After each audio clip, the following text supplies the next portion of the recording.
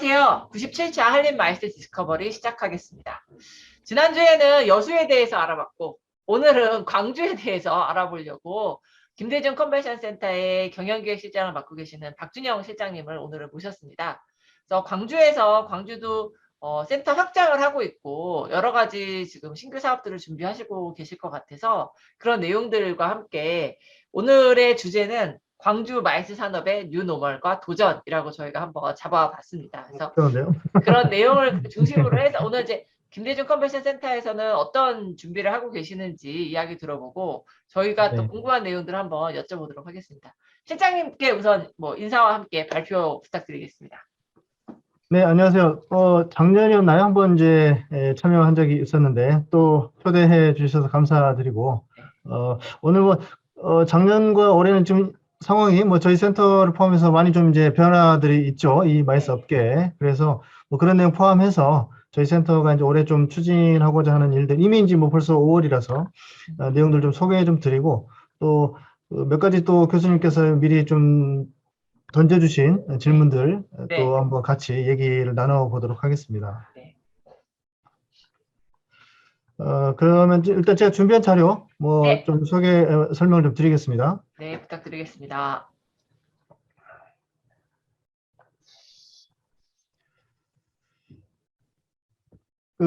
저희 센터 이제 올해 2020 화면 잘 보이시나요? 네, 네, 잘 보입니다. 네네. 저희 센터 주요 사업 계획이라고 적어놨는데요. 일단 저희 센터의 지금 현재 사장님께서 작년 11월 1일자로 제 7대 김상묵 사장님께서 취임을 하셨습니다. 그러니까 작년에 제가 이 웨비나 했을 때는 그 전이었기 때문에 그 사이에 새로 사장님도 바뀌시고 또 저희 바뀐 사장님의 이런저런 경영 방향을 좀 반영을 해서 저희 여러 가지 사업 분야에 있어서도 상당히 많은 변화가 있었습니다. 그래서 관련 내용까지 해서 좀 말씀을 좀 드리겠습니다. 네. 일단 지금 이제 새로 저희 신경영 비전도 수립을 하고 거기에 따른 사업 목표들까지 좀 많이 좀 변화들이 있어서 좀 소개를 드리고요. 거기다 이제 저희 현재 지금 추진하고 있는 추진 과제들 그리고 제 이전 시장 걸린 내용까지 좀 말씀을 드려보도록 하겠습니다. 네. 저희가 이제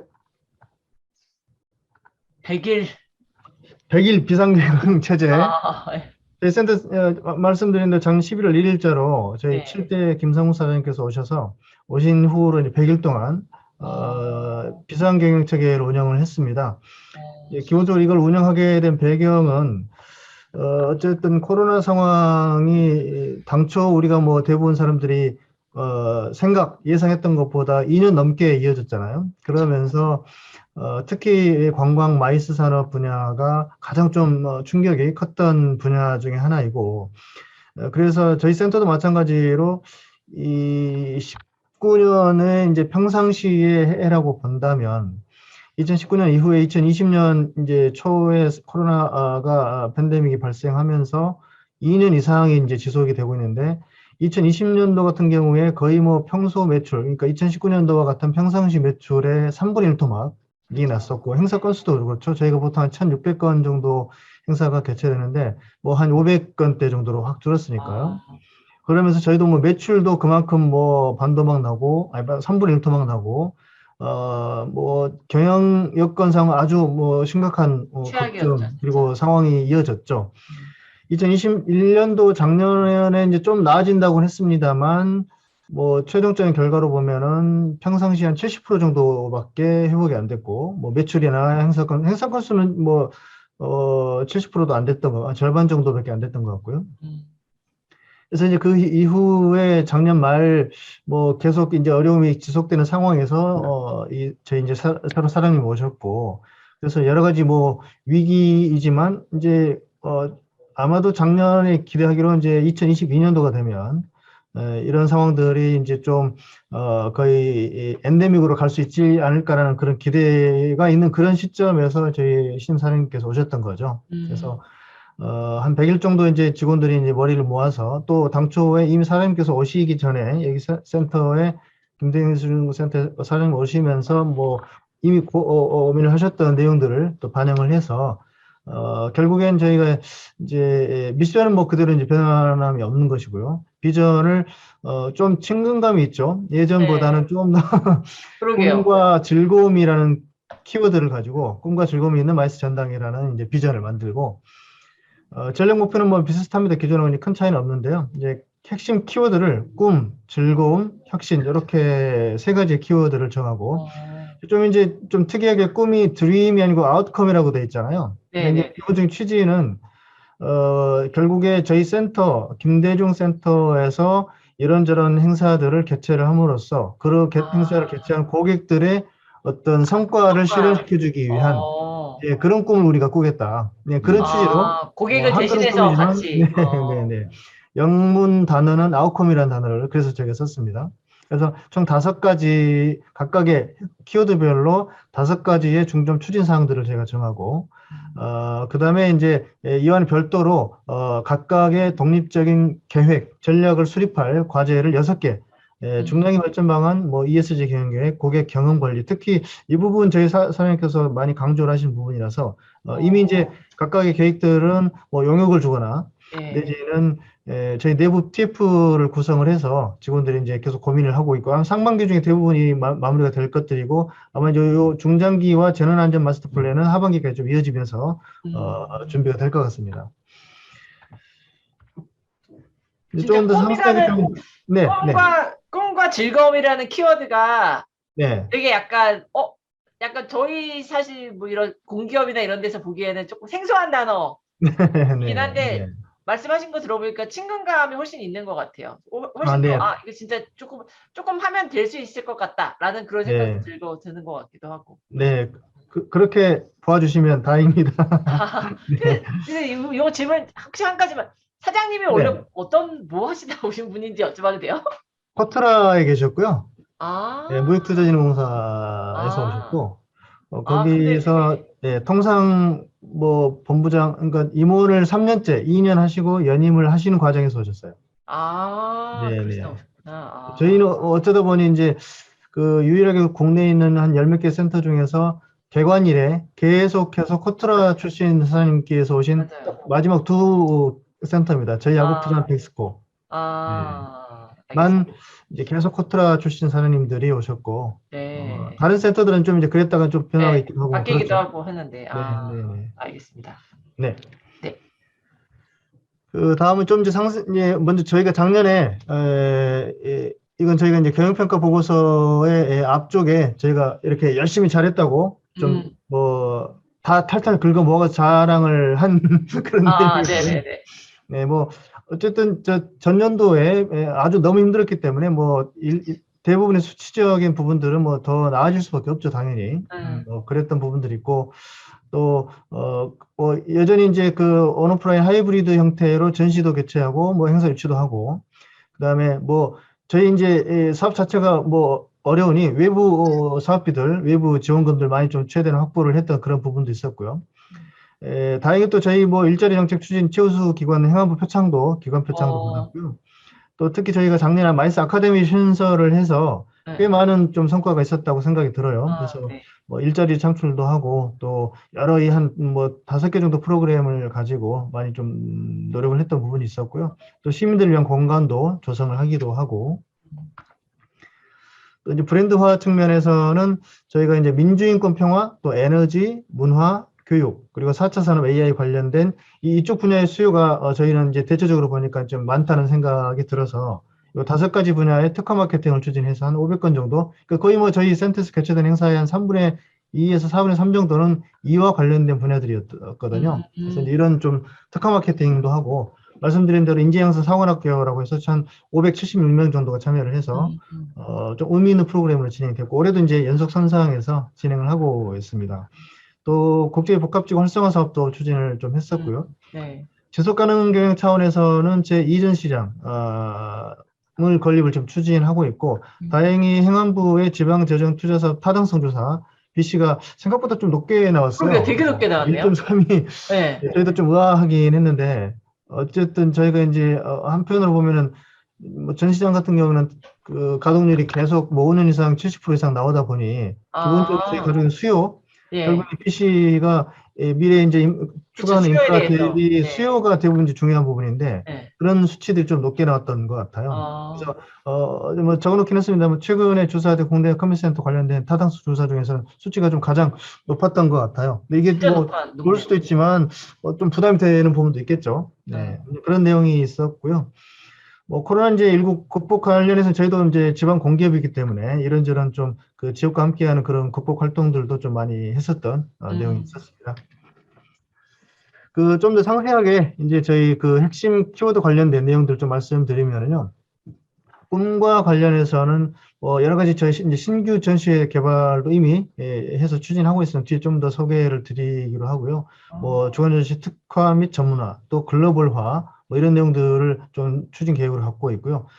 컨벤션 쪽도 주간 전시 연계한 뭐 컨퍼런스도 좀 개최를 하고 또 지역 경제 활성화를 전문 컨퍼런스, 요거는 이제 저희가 스플래시라고 스타트업 관련된 그런 전문 컨퍼런스 행사를 하고 있습니다. 그리고 전시 컨벤션 시설 가동률 제고 관련해서도 뭐 대관 시스템도 정비하고 또 대규모 컨퍼런스 유치도 추진하고 특히 이제 저희가 그 관광 쪽과 더 연계하는 그런 프로그램도 저희가 좀 더 신경을 써야 되겠다. 결국에는 이런 마이스 행사를 위해서 방문하시는 분들에 대한 이 서비스 차원 또 그분들의 좋은 기억을 담아서 가시게끔 하기 위한 그런 차원에서 저희 센터도 좀 그런 부분을 좀 같이 노력을 해야 되겠다. 뭐 그런 생각을 하고 있고요. 지역 뭐 생태계 강화 이 부분 늘 뭐 저희가 목마르고 좀 더 역할을 해야 되는 부분인데 뭐 어찌 보면 다른 지역에 비해서는 아직도 저희가 지역의 PO, PCO 이 생태계가 좀 부족한 게 사실이고 그래서 관련된 프로그램도 좀 더 열심히 노력해야 되겠다. 또 지역 그 대학들과 협업하는 부분도 인재 양성 차원에서 계속 강화해 갈 계획입니다.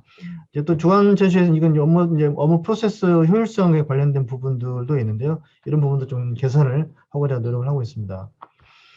이제 즐거움 관련해서는 이게 이제 물론 이제 즐거움에 이제 그 컨벤션센터 인프라에 꼭지가 들어간 것 좀 이상하긴 한데 어쨌든 뭐 저희가 세 가지 키워드에 이제 뭐 좀 맞춰 넣다 보니 이렇게 됐는데 제2전시장 이 컨벤션센터의 그 건립은 어쨌든 현재 순조롭게 진행이 되고 있습니다. 네. 행안부의 이제 지방재정투자사업 심사도 이제 올 3월달에 완료가 돼서 이제 하반기에 지금 이제 그 저희 센터 제1주차장 부지에지는 요거 이제 일단 좀 조금 더 상세하게 말씀드리기로 하고 행정적인 절차가 진행되고 있고 관광객 방문 확대 관련된 특별 사업이라고 해서 저희가 광주의 맛을 알리는 신규 박람회, 주류 박람회도 지금 이제 새로 준비하고 있고요. 맥주 페스티벌이 이제 3년 만에 다시 돌아옵니다. 그래서 뭐 이것도 준비를 하고 있고요. 그다음에 시민 참여 프로그램도 뭐 몇 가지 좀 이제 준비를 하려고 하는 특히 저희가 국비 지원 사업을 확정이 돼가지고 저희가 미디어 아트월을 그 약 35억 정도 꽤 많은 국비가 됐습니다. 그래서 올해는 일단 설계를 하고요. 그 내년에 뭐 좀 그 예산을 투입을 해서 저희 센터에 이제 뭐 외부도 그렇고 내부도 그렇고 그 미디어 아트월을 구축을 해서 뭐 정보 제공도 하고 센터 어떤 미적인 부분도 좀 이제 좋게 꾸미고 좀 잘 그 꾸며놓으면은 저희 센터에 좀 또 다른 볼거리가 될 것 같습니다. 이번 공연 개최 같은 경우에도 뭐 작년까지 좀 이제 거의 뭐 공연계가 힘들었는데 올해는 뭐 공연이 좀 이제 개최가 되는 과정이 있고 살아나고 있죠. 그리고 이제 뭐 시설 관리, 뭐들 이제 안전과 편의성에 집중해서 관리를 하고 있습니다. 세 번째 키워드는 혁신 관련해서는 뭐 이제 조직의 어떤 문화나 어떤 업무의 효율성 뭐 이런 것과 관련된 부분들인데요. 일단은 뭐 성과 KPI 업적 평가 지표 엄청 빡세게 공격적으로 설정해서 직원들이 아주 좀 아무튼 단련하게 뛰고 있습니다. 그리고 상생하는 조직 문화 구축 뭐 당연히 뭐 해야 될 부분들이고요. 특히 이제 협업 문화 조성 저희 그 가장 올해 이제 저희 직원들의 그 업적 평가 지표 중에서 가장 큰 변화 중에 하나가 100점 중에 무려 10점을 협업 포인트, 협업에 관련한 지표로 구성을 해서 각각의 이제 직원들이 어떤 형태가 됐든 다른 부서의 업무의 성과를 실질적으로 낼 수 있도록 도와주는 그런 협업에 대한 성과를 실제 업적 평가에 반영을 해서 협업을 안 하고는 평가를 도저히 좋게 받을 수 없는 구조로 대대적으로 개편을 했습니다. 부서 간의 협업 말씀하시는 그렇습니다. 거죠. 그러니까 뭐 저희 사장님께서 이제 오셔서 보시기에 좀 부서 간 협업이 좀 부족한 것 같다라는 느낌을 받으셨던 것 같고, 결국에는 이걸 제도화해서 조금 더 이 직원들이 제도를 통해서 해야만 하는 일단 분위기를 좀 만들어야 되겠다, 그런 판단을 하셨던 것 같아서 이제 그런 부분 좀 큰 변화가 있었고요. 근데 이제 전문성 제고 관련된 뭐 교육이나 뭐 경력전 이런 프로그램들 뭐 계속 해야 되는 내용들이고, 또 하나 이제 중요한 건 이제 데이터 기반의 정보 시스템 구축. 결국엔 디지털 대전환 시대에 대비한 그런 조직의 어떤 전산, 또 DB 관리, 또 데이터에 근거한 어떤 포인트를 도출을 해서 마케팅을 하고 사업을 하고, 또 그 사업과 관련된 그런 이 뭐 홈페이지가 됐든 뭐 어떤 사이트가 됐든 그런 어떤 종합적으로 통합해서 관리하는 체계를 구축해야 되겠다. 그래서 하반기 정도에 이제 본격적으로 추진이 될 것 같습니다. ESG 경영은 뭐 지금 뭐 워낙 화두기 때문에 지금 뭐 하고 있고요. 네. 네. 그래서 뭐 이 정도로 이제 지금 사업 관련된 내용을 좀 소개를 드렸는데, 특히 이제 이 그 이미지로 보이는 행사들이 올해 이제 새롭게 추진한 행사들입니다. 벌써 이 그린 앤 에그리텍 아시아, 요거는 이제 스마트 농업 관련된 전시회고요. 그다음에 스플래시 2002는 이 인공지능이나 이런 그 테크놀로지 관련된 분야에 있어서의 스타트업 관련된 그런 이제 행사입니다. 뭐 벤처 창업 투자도 하고 뭐 그러니까 여러 가지. 저희 사장님께서 이제 그 핀란드에서 개최되는 슬러시랑 이름도 언뜻 비슷한 느낌이긴 한데 그 세계 이제 뭐 한번 좀 그 판을 한번 벌려보자라는 의미로 스플래시라는 이름을 지었고요. 또 하나 이제 AI 테크는 뭐 저희 광주광역시가 인공지능 중심 도시로 뭐 정책적으로 계속 이렇게 추진하고 있기 때문에 이제 관련된 행사로, 그리고 국가전시회는 이제 뭐 시민들을 위한 뭐 가을에 하는 국가전시회, 그리고 주리페스타 다르구나. 주리페스타는 저희 전통주나 뭐 이런 관련된 전시회로 준비를 하고 있고요. 이제 말씀드렸듯이 베어페스트 광주는 뭐 3년 만에, 사실 광주라는 도시의 이 광장에서 맥주를 마시는 그런 문화나 분위기가 없었거든요. 그래서 이 2019년도에 그때 당시에 세계 수영선수권 대회 하던 해에 예, 그 성공 기원 뭐 이런저런 취지로 시작을 했는데 상당히 반응이 좋았었습니다. 그래서 여기 아예광장이 워낙 넓고 좋아서 네.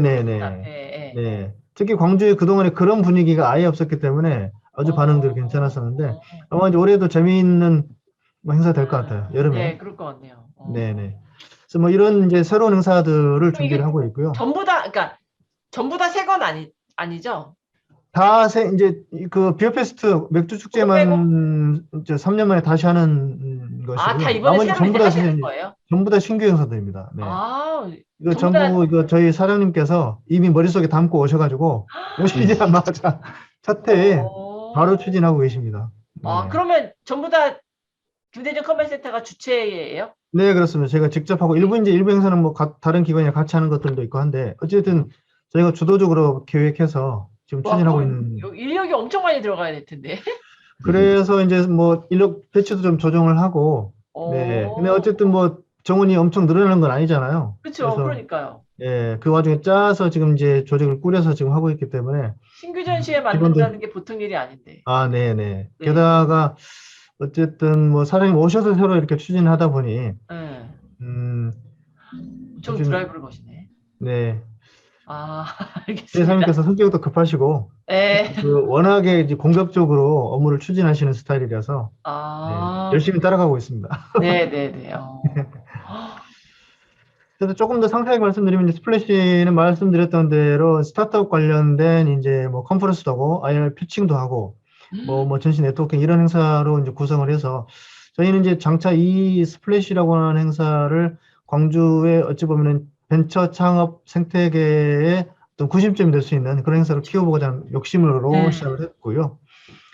AI 테크 플러스 쇼는 뭐 말씀드린 대로 인공지능 관련된 전문 행사로 이제 준비를 하고 있습니다. 그리고 이제 그린 앤 에그리테크 아시아는 스마트팜, 스마트 농업, 뭐 빅데이터나 AI 근거한 뭐 이런 그 농업 관련된 기술들 이런 이제 내용으로 준비하고 있고요. 주류박람회는 이제 전통주, 와인, 맥주, 아무튼 뭐 술과 관련된 그런 행사인데, 이제 전통주 관련된 뭐 경진대회도 하고 그렇게 준비하고 있습니다. 예. 그래서 대부분 이제 물론 저희가 단독으로 할 수는 없고요. 대부분 이제 관련된 기관들이랑 뭐 또 방송사, 뭐 내진 전문 뭐 외부 PEO 이런 데 이렇게 협업해서 준비를 하고 있습니다. 뭐 에그리테크 저런 데는 전남에 그 와 있잖아요. 나주에 저기 네네네. 네, 그러니까 농업박람회를 이미 하고 있는데 네. 이제 거기는 다 요거는 완전 다른 거예요?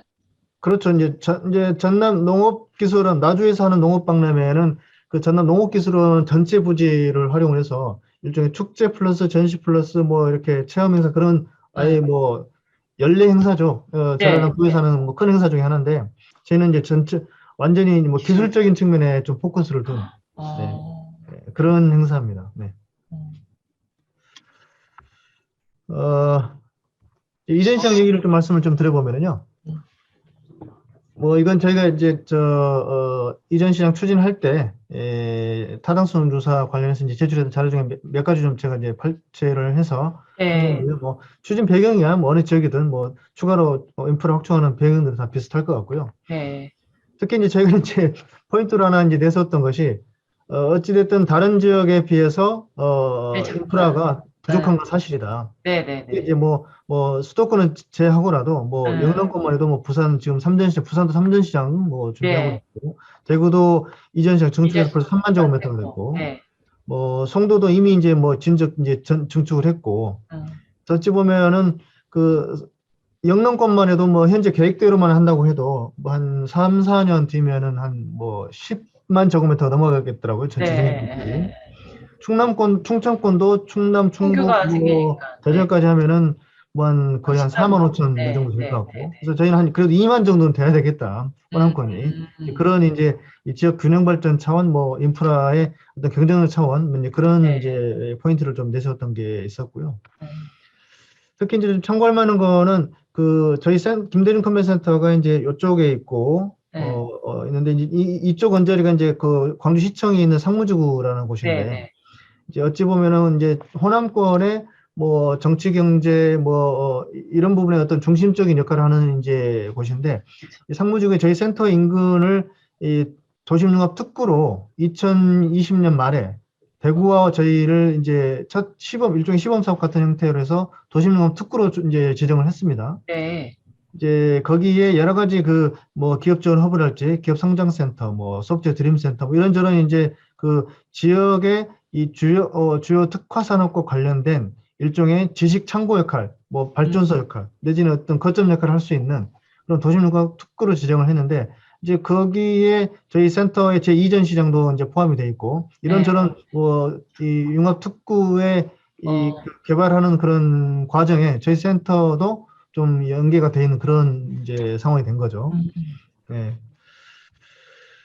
또 이제 뭐 이미 알고 계신 바와 같이 국제복합지구가 지정이 돼서 근데 사실은 이제 뭐 저희가 늘 좀 아픈 얘기이긴 합니다만 다른 지역의 국제복합지구에 비해서 저희 광주 국제복합지구가 호텔도 좀 여전히 열악하고 또 그나마 이제 집적시설 중에 쇼핑 시설이 있어야 되기 때문에 뭐 사실 백화점도 없고 해서 두 개 이마트 상무 그다음에 롯데마트를 지정했는데 그 와중에 이마트는 철수를 하고 좀 그런 뭐 상황들이 좀 있습니다. 그래서 좀 복합지구라고 하는 것이 당연히 이 어떤 그 뭐 컨벤센터라는 인프라 하나뿐만이 아니고 그 주변의 숙박 또 어떤 쇼핑 또 어떤 문화시설 뭐 이런저런 시설들이 이렇게 말 그대로 집적되어서 거기서 여러 가지 시너지 효과 또 방문객들이 결국에는 그 안에서 여러 가지 활동들이 이렇게 이제 잘 효율적으로 일어날 수 있게 하는 목적이 있는데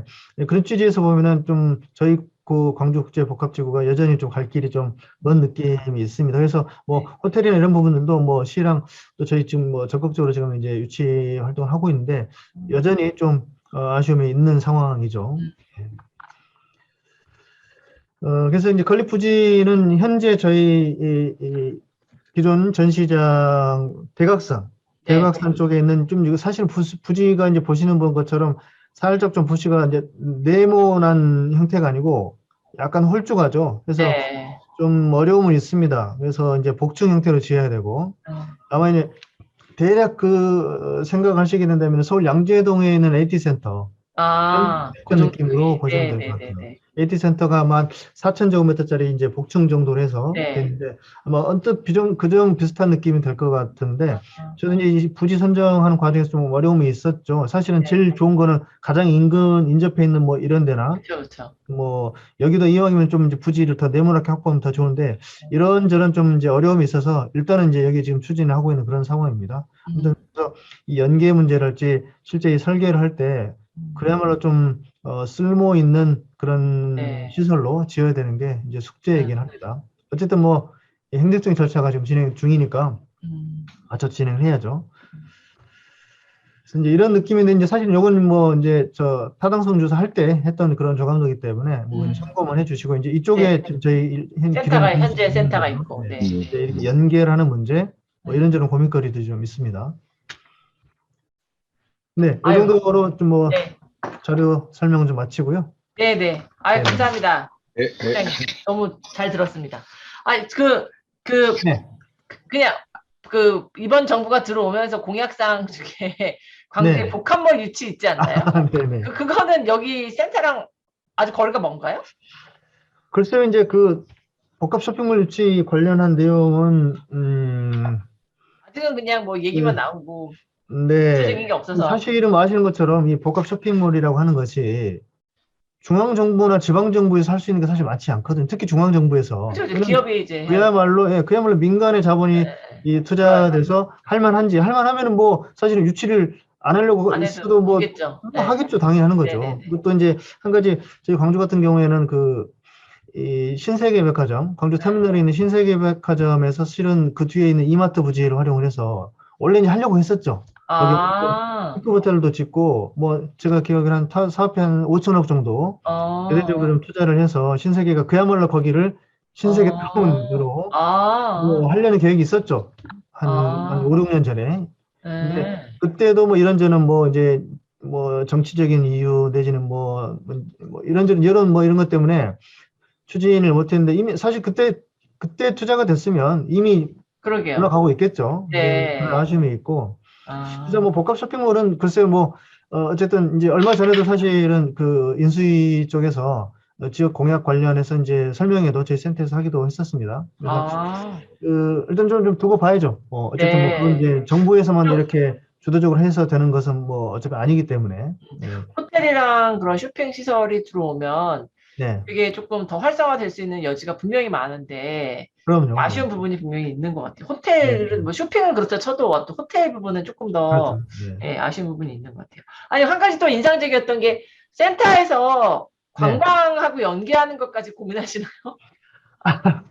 그래서 실은 그 다른 지역에 비해서 네. 저희 광주는 어찌 보면 대구랑도 비슷한 여건일 수 있고 대전이랑도 비슷한 여건일 수도 있어요. 결국에는 시내권의 관광 자원이 뭐 네. 많이 부족한 편이잖아요. 근데 네. 그래서 물론 이제 사실은 저는 뭐 대전이나 대구는 그럼에도 불구하고 저희보다 훨씬 낫다고 생각합니다. 왜냐하면 저도 뭐 불과 몇 년 전에 대구에 가족들하고 여행을 가서 실제 대구의 시티투어 버스를 타고 돌아다녀봤는데 엄청 재밌더라고요. 이미 시티투어 자체가 어, 대구만 해도 많이 활성화가 돼 있고 특히 어, 주말에는 뭐 그 시티투어 버스를 사람들이 줄 서서 탔다가 내리고 뭐 이미 아, 그런 그래요? 문화가 돼 어, 있었던 거거든요. 그래서 뭐 대구만 해도 그렇게 갔을 때 좀 이미 몇 년 전에 그 어, 부러운 게 있었고 뭐 대전은 사실은 뭐 워낙에 지리적으로 이제 좋기도 하고 최근에 대전 컨벤션센터 옆에 신세계가 50층짜리를 올리고 있잖아요. 네네네네네네네. 부럽죠. 뭐 아무튼 네. 그런 인프라 또 뭐 대전은 원래 이 유성 뭐 온천이라는 게 이제 지금 좀 어쩐지 모르겠습니다만 원래 대전은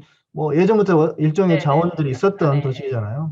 네. 그렇게 보면 제 광주는 여전히 물론 어, 무등산이라는 국립공원이라는 아주 좋은 자원이 있는데 그게 이제 광주 관광에 얼마나 큰 이제 도움이 되는지는 아직은 참 잘 모르겠어요. 그래서 아, 예, 그래서 아무튼 좀 그런 센터가 차원에서 적극적으로 사실은 좀, 결국엔 그렇다면 네. 당분간은 저희 광주의 관광을 위해서 마이스 산업이 가치 역할을 당연히 하는 것이 단기적으로는 중요하다. 음, 결국에는 이 행사를 위해서 특히 외부에서 오시는 음, 분들이 어쨌든 광주에 좋은 기억 갖고 가실 수 있게끔 저희 센터도 뭔가 역할을 해야 되겠다는 생각이고 음. 더불어서 이 외부의 관광객들이 뭐 저희가 엄청 관광객들이 와서 볼만한 정도의 행사를 만들어내기도 해야 되겠다.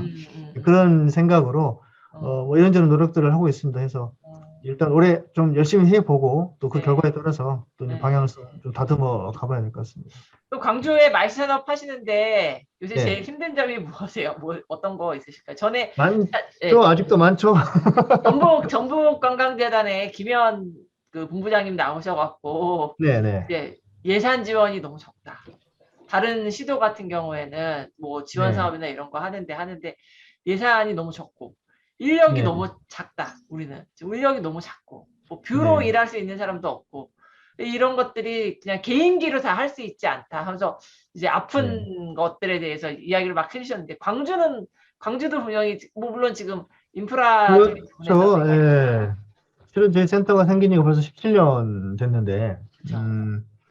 물론 뭐 여러 가지 측면에서 나아진 것도 있지만, 17년 전에 부족했던 게 지금도 부족한 게 있습니다. 좀 씁쓸한 얘기지만, 네. 냉정하게 들여다보면. 네네. 예를 들어서 뭐, 그 접근성. 그러니까 접근성 사실은 특히 해외에서의 접근성은 뭐 저희 같은 지방도시들 다 비슷하겠지만, 17년 전이나 지금이나 오히려 더 나빠졌죠. 왜냐면 17년 전에는 광주국제공항이 있어서 맞아요. 아시아권에 몇 군데 전세기도 있고 뭐 일부 이제 전기 항로도 맞아요. 중국 뭐 있었는데 그러면 이제 무안으로 가다 보니 뭐 물론 이제 사실은 서울의 생각으로 보면은 뭐 김포공항에서 시내권 들어오는 거랑 뭐 큰 차이는 없죠. 거리로 보면 뭐 30분이면 광주 시내로 오니까 무안공항에서요. 근데 기본적으로 항공 편수가 여전히 무안국제공항 자체도 많지가 않고 그래서 뭐 그런 접근성은 여전히 이제 좀 취약한 게 이제 사실이긴 하고요.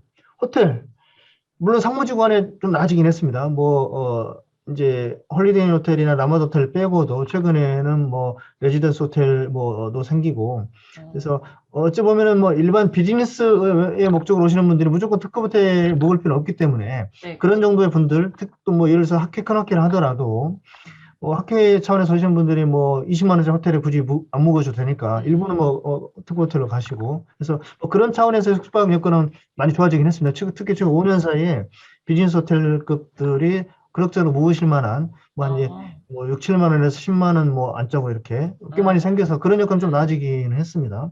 근데 여전히 어찌 보면은 우리 광주의 마이스 산업의 가장 좀 아쉽고 또 현재 어려운 점은 이 지자체 컨트롤 타워가 좀 부족하다. 광주광역시의 마이스 산업 전담 부서가 아직 없습니다. 네, 그렇다 보니 물론 관광진흥과에 이제 담당 팀이 있긴 합니다만 어쨌든 마이스 산업을 집중적으로 담당하는 부서가 전국의 이 컨벤션 센터를 가지고 있는 지자체 중에 거의 광주가 유일하게 없어요. 그렇다 보니 두 가지죠. 일단 마이스 전담 부서가 있어야 될 이유는 크게는 두 가지로 보는데 이 국제 행사를 유치를 하려고 할 때 어쨌든 행정 쪽에 지자체 쪽에 구심점이 있어야 돼요. 예를 들어서 뭐 저희 센터가 뭐 A라는 국제 행사 유치하고 싶어요. 그런데 그 행사를 예를 들어서 뭐 인공지능 관련한 국제 행사를 회의를 유치를 하고 싶은데 그거를 인공지능 산업국에 이제 얘기를 해서 뭐 우리 이거 유치 한번 해봤으면 좋겠어. 그러면 돈이 들 수도 있고 또 시 차원, 지자체 차원에서 뭔가 이렇게 움직여야 되는 필요도 있을 수 있는데 그럴 때 이제 설득하는 데 시간이 많이 걸린다는 거죠. 그것도 뭐 어떤 부서는 굳이 그 국제행사 유치를 위해서 안 해도 되는데 왜 이 일을 가져오냐 뭐 이런 그렇다면은 일단 시 자체적으로 이 국제행사나 이런 메가급 행사 뭐 이런 행사를 유치하는 것 자체 결국에는 지역 발전에 도움이 되고 지역 관광에도 도움이 되는 건 당연한 것인데 정작 실무 부서에서는 여전히 그런 이제 분위기 그럼 결국에는 시에 전담 부서가 있어서 거기서 아예 주도적으로 관련 부서가 있으면은 내부적으로 일단 그런 거를 이제 이끌어낼 수 있는 그런 역할이 필요하잖아요. 네, 그렇죠. 또 뭐 때로는 저희가 이 예산적인 측면이나 뭐 어떤 중앙정부든 뭐 의회든 뭐 이런저런 이제 그 지원을 할 수 있는 그런 역할을 어찌됐든 담당 전담 부서가 그러니까 지금은 담당 주무관님께서 혼자 고군분투하시는 그런 분위기거든요. 그런 부분들이 좀 아쉽죠. 또 이제 결국엔 팀 정도, 그러니까 사무관급이 어느 정도 팀으로 이렇게 구성을 하고 있어야 그런 것들을 좀. 얘기 들어보니까 여수랑 다를 바가 없는데요, 지금? 광주 여수는 그래도 마이스 관광지인데? 산업과가 있잖아요. 네, 예. 왜 근데 오히려 어쨌든 부서 자체가 있는 거잖아요, 여수는. 예, 근데 예, 예. 저희는 담당 대회도 없으니까, 담당 그러게. 팀조차도 없으니까, 예, 좀 그런 어, 어려움이 좀 있습니다. 그래서 어, 뭐, 아마 근데 다음 이제 저 지방선거 이제 곧 있는데요. 네, 다음 네. 시장님 때는 어, 뭐, 바뀔 수도 하지 있지 않을까. 않을까. 네, 네, 네, 네. 네, 그런 그런 희망을 생각을 저희도 합니다. 좀 같이 예, 네, 기원해 네, 네. 보겠습니다. 그 전남관광재단이 만들어져서 네, 네, 광주 전남관광재단이 만들어졌고 사실 서울에서는 그 컨벤션 뷰로 기능이 초창기에는 좀 많이 축소가 돼갖고 걱정도 네, 많이 하고 저래서 될까 막 이런 걱정을 네, 많이 했는데 다시 조금 부활이라 그래야 되나 다시 좀 아무튼 마이스 쪽 일을 하게끔 뭐 네. 이렇게 바뀌고 있는 것 같긴 한데 그러면 뭐 어떻게 좀 광주를 어떻게 아까 뭐 인공지능이라든지 그런 부분으로 해서 산업적으로 특화하시는 걸로 더 많이 생각하시나요? 아니면 뭐 아까 짧게 지나가긴 했지만 대형 행사 같은 것들 유치하시려고 하신다. 네, 그다음에 네, 네. 기존 전시회에 그러니까 회의를 붙여서 대형화하려고 한다. 그런 글귀가 저는 보이던데 네, 네, 그런 네. 것들이 이제 특화하시려고 하시는 전략에 해당할까요? 그렇죠. 일단 뭐, 한 네 가지 정도로 본다면, 일단 인프라 측면에서는 지금 이제 전주나 이제 여수 지금 뭐 이제 건립 추진을 하고 있죠. 그래서 네. 이제 각각 전주나 여수가 건립하는 방식이나 뭐 이런 내용 좀 차이가 있긴 한데, 어쨌든 이제 전주나 여수가 생기더라도 규모가 음, 전시장이나 회의실 규모가 뭐 저희보다는 좀 많이 이제 좀 작을 수밖에 없고, 특히 네네. 저희가 뭐 이전시장 하나 더 건립하게 되면 저희 생각에는 이제 전시 면적만 2만 제곱미터 이상, 그리고 회의실 하나 뭐 현재 거 포함해서 한 40개 정도 중소회의실이 음, 회의실이 그 정도 된다고 하면은 뭐 일단 시설 규모 면에서는 저희는 한 국내 5위권 정도로 다시 이제 올라갈 네. 수 있지 않을까 생각을 하고 있고, 그리 되면은 뭐 전주에서가 이제 생기더라도 물론 일부 이제 뺏기는 행사, 뭐 뺏긴다는 네. 표현은 좀 그렇습니다만, 아무튼 이 수요가 분산되는 뭐 그런 이제 부분이 있겠지만, 뭐 여전히 인프라의 규모 차원에서의 좀 차별성이 있을 것 같고요. 또 사업적인 측면에서도 당연히 저희 특히 대형 산업 전시회는 뭐 광주만 거의 뭐 개최가 가능하니까 이제 그런 부분에서 여전히 뭐 아시는 것처럼 특히 전시회는 지금 현재 저희 센터 규모로는 벌써 수익을 내기가 쉽지가 않거든요. 그래서 최소 2만 제곱미터 한 1000부스 정도의 규모는 되어야 그렇죠. 어느 정도의 이제 좀 규모의 경쟁력이 생길 수 있다는 거. 그래서 이제 저희가 그래도 17년 동안 뭐 이쪽 에서 전문 기관으로서 이제 업무적인 이런 마케팅이 됐던 실제 행사를 운영하는 그런 노하우 측면에서는 여전히 좀, 훨씬 상대적인 우위에 경쟁력이 있으시죠? 충분히 네네. 있겠다. 그런 생각이 있고요. 또 이제 뭐, 어쨌든 지역의 말씀하셨던 대로 뭐 어떤 주력 산업, 내지는 유망 산업, 미래 산업과 관련된 마이스를 지속적으로 이제 발굴할 이미 구체적인 계획들이 있기 때문에 그런 부분을 통해서 어느 정도 이제 상대적인 그런 차별성은 가질 수 있겠다는 생각이 들고요. 이제 어찌 보면 저희가 전주와 여수가 되더라도 결국엔 좀 초광역적인 또 차원에서 보면 협업 체계를 구축할 필요가 있겠다는 생각이 들어요. 음, 그래서 전주나 여수가 각각의 광주보다는 또 차별성 있는 장점들이 또 있잖아요. 이제 그런 부분들 좀 같이 좀 이 협업을 해서 때로는 뭐 이 범문화권 차원에서 이제 해법할 포인트가 저도 이제 전남관광재단 쪽하고는 이제 종종 이렇게 이제 얘기를 나누고 만나보는데 분명히 그런 포인트가 있거든요. 그래서 전북 쪽도 그런 차원에서 뭐 충분히 협업할 가능성은 있다고 생각이 듭니다. 음. 그럼 이제 네. 뭐 마지막으로 이제 앞으로 저희 광주의 말산업 발전을 위해서 뭐 어떤 뭐 지원이 필요하다라고 하면 우선은 시에 담당 과가 생겨야겠다. 네. 네, 그건 이제 말씀을 드렸고, 네. 그, 팀 광주 차원의 이 행사, 마이스 유치 이 체계 필요할 것 같아요. 실은 저희 현재 광주는 우리 관광재단에서도 뷰로 기능이 있어서 뭐 유치 기능을 하고 있고, 또 저희랑 협업하기도 하고, 네. 또 저희 나름대로 하고 있고, 근데 사실은 그게 거의 다고, 물론 이제 일부 행사들은 유치를 하는 게 있습니다만, 결국에는 어떤 지역의 이 행사를 끌어오는 데 있어서, 결국에는 민관학연 뭐 다 이렇게 한 마음으로 뭉쳐야 사실은 되는 경우가 많거든요. 네네. 그러니까 뭐 어떤 큰 행사를 유치하는 데 있어서 때로는 그쪽에 계시는 어떤 유력한 교수님들의 네트워크가 필요할 때도 있고, 그렇죠. 때로는 그것과 관련된 기관의 네트워크가 네. 또 필요할 때도 있고, 음. 때로는 때로는 뭐 어떤 정치인의 이렇게 그렇죠. 역할이 필요할 때도 있고, 네네. 지자체 역할, 때로는 저희 센터 같은 뭐, 네. 그래서 실은 그 팀 광주 차원에서 각각의 그런 주체들이 어떤 국제 행사를 광주에 마이스 행사를 유치하는 게 기본적으로 얼마나 좋은 이 지역 발전에서 좋은 것인지에 대한 공감을 더 확실하게 해서 그런 협의체, 그 팀 광주 차원의 마이스 유치 협의체 같은 거를 저희는 꼭 구성을 하고 싶고, 시에도 이제 이런 부분들 좀 건의를 좀 적극적으로 해서, 뭐 저희가 주도를 하든, 뭐 재단과 협업을 하든, 어떤 형태로든 그런 협의체는 꼭 구성을 하는 게 좋겠다는 생각이 들고요. 이제 뭐, 광주가 사실 관광을 위해서 우리 관광재단이 이제 설립된 지 한 2년 남짓 돼서 엄청 열심히 또 우리 정정수 팀장님 포함해서 네. 엄청 고생 많이 하고 계시고 노력하고 계시거든요. 네.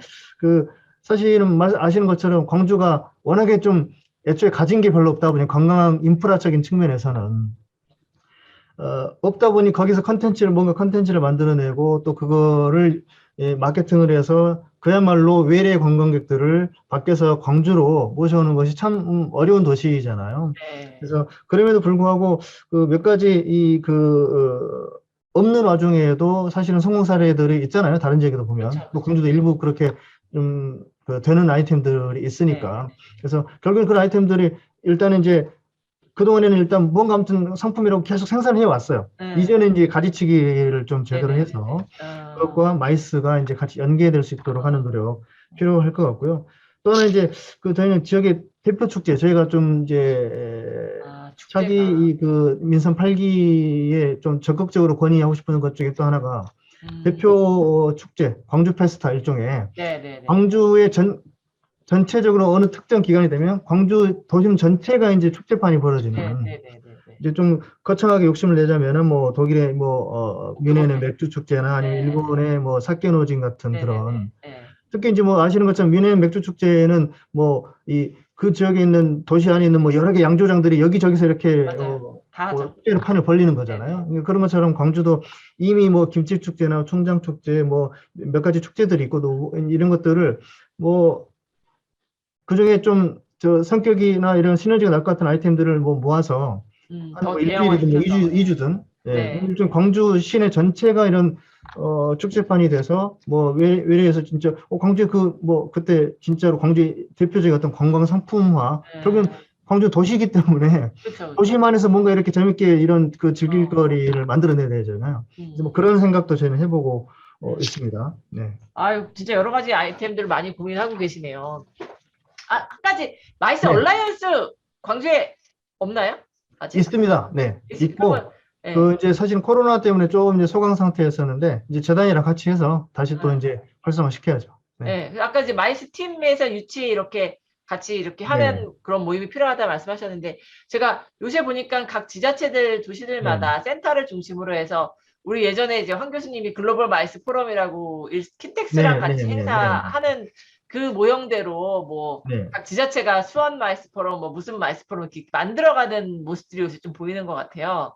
부산도 그렇고, 예. 광주도 아마 그런 것들을 지역에 있는 관련된 분들, 뭐 아까 말씀하신 꼭 마이스 업계 종사자가 아니더라도 협단체라든지 기관이라든지 그런 분들이 사실은 뭐 그러니까 자기가 전문적으로 하고 있는 분야에서 이런 행사를 광주에 유치할 수 있다라는 거를 전혀 이해가 없으셔갖고, 그러니까 안 하려고 하는 게 아니라 그냥 못 하고 있는 경우도 있을 수 있을 것 같으니까 그런 것도 한번 생각해 보시면 어떨까 싶은 생각이 듭니다. 황 교수님 혹시 뭐 우리 실장님께 여쭤보시죠. 예. 실장님 얘기 잘 들었고요. 하나 궁금한 게, 아까 고객 경험 관리라는 말씀을 하셨는데, 혹시 그거에 대한 뭐 아이디어 차원이라도 뭔가 좀 생각하는 게 있으신지 하나 묻고 싶고요. 또 하나는, 한 가지는, 지금은 광주는 아시아 문화의 전당이 있고, 또 광주 비엔날레도 거기도 이제 공간이 있잖아요. 그죠? 그래서 그런 것들하고 어떻게 좀 뭐 연계를 한다거나 네. 제가 실은 작년에 그 비엔날레를 가보니까 참 좋더라고요. 광주 네, 전체의 네. 그런 분위기. 근데 우리 이제 김대중 센터는 또 그것하고 조금 더 다르고 그래서 네, 네. 혹시 뭐 그런 행사를 하거나 아니면 그런 그 베뉴끼리의 어떤 라이언스 뭐 이런 것들 생각이 좀 있으신지 두 네, 개 네. 질문 드리겠습니다. 예. 네. 먼저 고객 경험 관리 강화 계획 이 부분은 이제 저희 사장님께서 이 몇 가지 이제 중요한 경영 철학 중에 포인트가 있는데 그 중에 고객의 경험을 성공으로 이끌어야 된다. 그러기 위한 이 전사적인 체계가 갖추어져야 된다. 라는 취지에서 시작을 하게 됐고, 현재 이제 고객 경험 관리 TF, 뭐 실은 저희와 같은 지방 공기업들은 또 이제 경영평가를 받을 때 고객 만족도 조사도 하고, 네. 또 이제 그 결과에 따라서 실은 저희가 좀 그 고객 만족도 조사가 늘 좀 좋지는 않은 편이에요, 점수가. 여러 가지 이유가 있겠습니다만, 이제 다른 기관들, 다른 관광공사, 저희는 이제 행안부의 경영평가에 관광공사군으로 들어가서 다른 6개 광역 관광공사들하고 평가를 같이 받는데, 이제 물론 조사 방법이나 조사 대상이 좀 차이가 있어서 그런 부분도 일부 이제 구조적인 부분도 있는데, 어찌됐든 점수가 안 좋은 것은 분명히 문제가 있는 것이고, 그거를 어떻게 해결을 할 건지 정말 진지하게 고민을 해야 된다라는 게 취지였었습니다. 그래서 어떻게 하면 고객 만족도를 높일 것인지 분야별로 뭐 이제 임대 고객, 또 우리가 실제 뭐 전시 사업이나 아무튼 사업 관련된 고객, 또 저희 센터를 이용한 일반 고객들, 각각의 고객들의 시각에서 그야말로 철저하게 우리 공급자 차원이 아닌 센터를 정말 평생 처음 이용해 본 고객이 됐든 뭐 기존의 사업 관련된 고객이 됐든 그 고객들의 시각에서 철저하게 고민을 하고 그분들이 이 그야말로 센터를 이용하는데 온라인 됐든 오프라인 됐든 불편함이 없도록 만족스러워 하실 수 있도록 그런 고민을 해서 결국은 또 하나는 이제 그런 고민들의 연장선상에서 저희가 이제 영위하는 사업들과 관련된 고객들이 결국에는 성과가 나올 수 있도록 해야 되니까 이제 그런 차원의 고민들을 하려고 시작돼서 지금 이제 그 진행 중인 TF가 진행 중인 그런 내용입니다.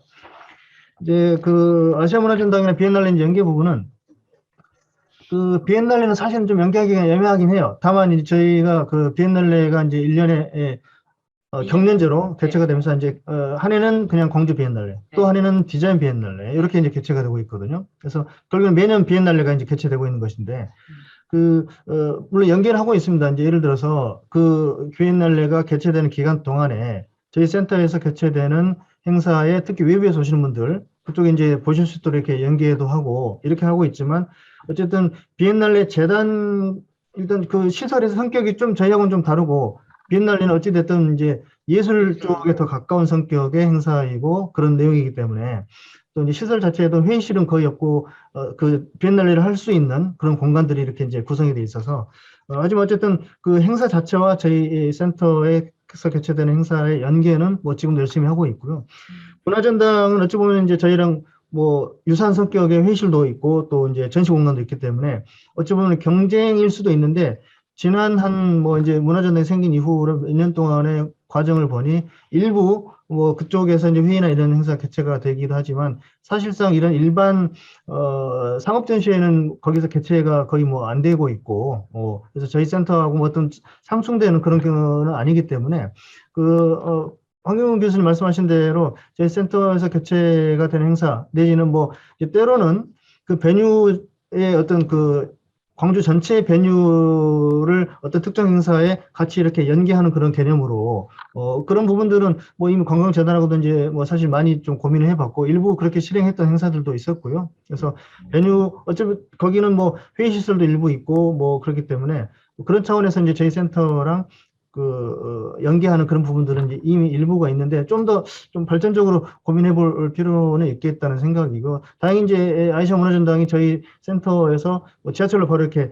한 15분 정도면 연결이 되기 때문에 접근성도 뭐 나쁘지 않습니다. 그래서 이제 저희가 늘 저희 광주에 이제 저희 센터에서 개최된 행사가 아니더라도 광주시 차원의 마이스의 어떤 여건 내지는 홍보 마케팅을 할 때 늘 그런 부분들은 같이 연계해서 홍보하고 또 설명하고 그렇게 하고 있죠. 근데 좀 더 교수님께서 좀 한 번 더 말씀을 해주셨기 때문에 좀 더 진지한 고민을 통해서 혹시라도 다음에 기회 되면 그동안의 고민에서 뭘 더 개선시켰는지 한번 말씀을 드릴 수 있도록. 근데 한 가지 갑자기 이제 그 하기 전에 우리 윤은주 교수님하고도 얘기를 했는데 광주가 이제 그 제가 가보면 제가 실은 광주에서 군대 생활을 좀 하고 그래서 잘 압니다. 네네네. 그리고 뭐 참 제가 애정도 많이 있고 한데 저는 광주가 그 디자인이나 그 프랑스 파리의 메종 오브제 이런 것들처럼 충분히 그럴 정도의 역량도 있고 그다음에 보니까 그 사이에 광주가 많이 그런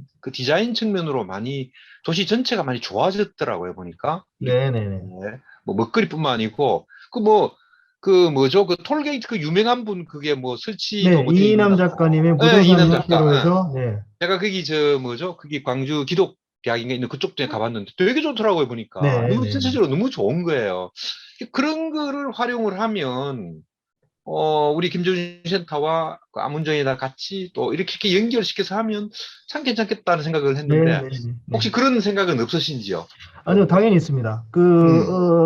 교수님 말씀대로 이제 광주가 뭐 눈에 확 띄는 큰 볼거리나 이런 것들은 부동산 빼고는 사실 없을 수도 있겠지만 사실은 들여다보면 그런 오밀조밀 재밌는 게 많거든요. 그래서 되게 말씀하신 대로 아마 이미 우리 관광재단이 뭐 그런 고민들을 이제 벌써 하고 있고 이미 일부는 그런 이 내용들을 만들어서 홍보를 하고 있기도 한데요. 말씀하신 것처럼 광주가 부족하지만 이미 가지고 있는 그런 재밌는 자원들을 연계를 하고 또 그게 이제 결국에는 저희 센터에 이런저런 마이스와 효과적으로 연결이 하는 게 중요한 거잖아요. 그래서 그런 고민들은 이미 하고 있고 일부 좀 뭐 실행이 되고 있는 것도 있고요. 그래서 기회가 되면 또 좀 그 조사를 해서 다음 언제든지 뭐 기회를 주시면 같이 한번 말씀을 좀 드려보도록 하겠습니다. 네, 감사합니다. 오늘 실장님 모시고 광주에서 그렇게 새로운 행사를 많이 준비하고 있는지 몰랐습니다. 되게 또 재밌는 주제의 행사를 많이 준비하고 계셔갖고 많은 분들한테 홍보도 됐을 것 같고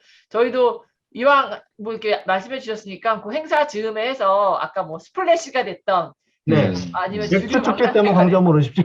네네, 그때 한번 가서 아니면 AI 테크 플러스가 됐던 한번 그때 가서 광주의 변화된 모습들을 볼 수 있는 그런 기회가 있으면 좋을 것 같습니다. 오늘 시간 마련해 주셔서 감사합니다. 네, 감사합니다. 다음에 뵙겠습니다. 고맙습니다. 고맙습니다.